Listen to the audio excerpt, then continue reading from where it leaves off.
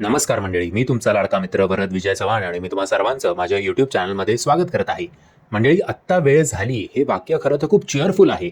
म्हणजे आपण आपल्या ओव्हरऑल जॉब असेल किंवा बिझनेस असेल किंवा आमच्यासारख्या ॲक्टिंग फील्डमध्ये तुम्ही असाल तरीसुद्धा किती स्ट्रेसफुल आयुष्य असलं आणि जेव्हा 5-6 वाजता आपल्याला आपल्या मित्राचा कॉल येतो आणि जेव्हा तो बोलतो की आत्ता वेळ झाली, तेव्हा आपण आपलं सगळं स्ट्रेस विसरून जातो आणि ते 2-3 तास जे आहेत ते आपण एन्जॉय करतो.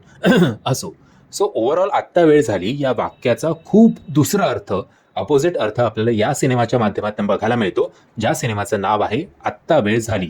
या सिनेमामध्ये आपल्याला प्रमुख भूमिकेत दिलीप सर आणि रोहिणी मॅम दिसणार आहेत. आणि हे दोन कलाकार असे आहेत ना मराठी इंडस्ट्रीमधले, की तुम्ही कितीही जेनझी मधले असाल, जेनझी पिढीमधले, जर यांना काही लोकांना जेनझी हे टर्म माहिती नसेल तर प्लीज गुगल करा. तर माझं म्हणणं असं आहे की कितीही जेनझी पिढीमधले तुम्ही असाल तरी सुद्धा ही दोन नावं अशी आहेत की ज्यांना तुम्ही अजिबात इग्नोर करू शकत नाही. म्हणजे तुमच्या आईबाबांमुळे का होईना किंवा तुमच्या आजी आजोबांमुळे का होईना किंवा भावा बहिणीमुळे का होईना, या दोन कलाकारांचा अभिनय तुम्ही आयुष्यात कधी ना कधी बघितलाच असणार. आणि त्यात तो अभिनय बघितल्यानंतर तुम्ही नक्कीच अरे यार, याला म्हणतात कलाकार, असं हे वाक्य तुमच्या तोंडून आलंच असेल, यात काहीच शंका नाही आहे. आणि त्यातून अनंत महादेवन यासारखं जर डिरेक्टर तुमच्या पाठीशी उभा असेल तर 4 चांद लागले.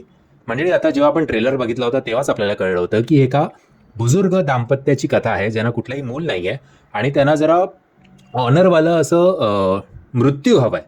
म्हणजे याआधी आपण ऋतिक रोशनचा एक सिनेमा बघितला होता, मला त्या सिनेमाचं नाव आठवत नाही आहे. ऋतिक रोशन आणि आय थिंक ऐश्वर्या राय होती त्याच्यात, आणि ऋतिक रोशन अपंग होता. सो त्याचं ते साहजिक होतं की बाबा चला बाबा, आता मी तसंही काय आयुष्य जगू शकणार नाही आहे, तर मला मृत्यू दंड द्या. पण इकडे उलट आहे. इकडे आजी आजोबा दोघंही फिट आहेत, पण फिट असून सुद्धा जस्ट बिकॉज आपल्याला बघायला कोणी नाही आहे त्यामुळे आजारपणं, आणि मग आपली जी एक इमेज असते ना आयुष्यभर की मी असा वागलो, मी काठीशिवाय चालतो, मला कुठलाही रोग नाही, मला काय नाही काय नाही. सो तो इगोला सॅटिस्फाय करायला, म्हणजे थोडक्यात सांगतो तुम्हाला, बट जेव्हा असं वाटतं की आता मृत्यू हाच शेवटचा आपला अंत आहे आणि आपल्यात तेवढी हिंमत नाही आहे, किंवा हिंमत असेल पण काही कारणांमुळे आपण ते करत नाही, आपण सुसाईड करू शकत नाही, तर मग आपल्याला एक डिग्निफाईड मृत्यू द्या, हे जेव्हा आपण गव्हर्नमेंटला अपील करतो किंवा कोर्टात जातो, त्यानंतर जे काही घडामोडी घडतात याच्यावर आधारित हा संपूर्ण सिनेमा आहे. बरं, जेव्हा या सिनेमाचा ट्रेलर आला होता तेव्हाच मी बोललो होतो की बाबा, आपल्या आयुष्यात एवढे ऑलरेडी टेन्शन्स आहेत, त्यात अजून एक्स्ट्रा विकतचं दुखणं जे असतं तसं विकतचं टेन्शन घेऊन हा सिनेमा कोण कोण बघणार बाबा. पण या दोघांचं फॅन बेस खूप स्ट्रॉंग आहे, सो कदाचित या दोघांसाठी का होईना पण लोक हा सिनेमा बघतील. पण एका पॉईंटला ना, आत्ता 2024च्या काळात, म्हणजे मी एक तुम्हाला बागबानचं एक्झाम्पल देऊ इच्छितो.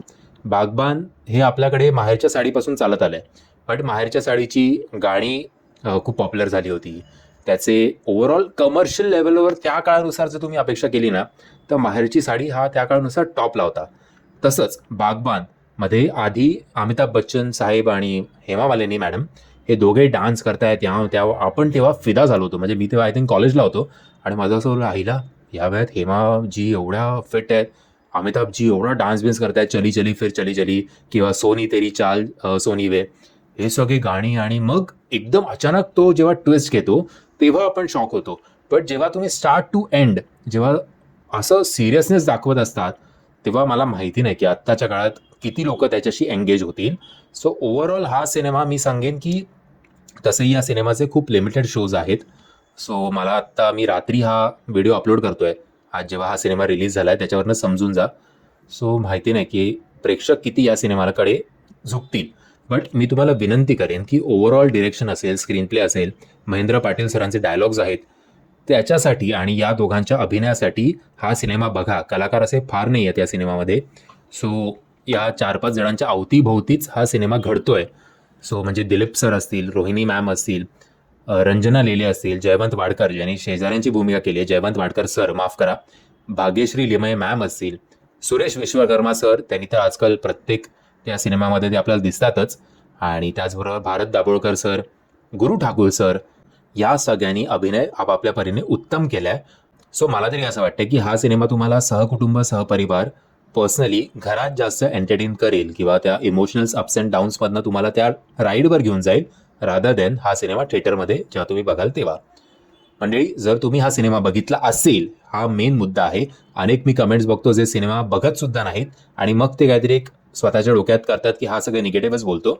बट जर तुम्ही हा सिनेमा बघितला असेल तर मुद्देसूद मला तुमचे पॉईंट्स जे आहेत ते कमेंट्समध्ये मांडा आणि त्याच्यावर तुम्ही असहमत आहात त्याच्यावर आपण बोलूच.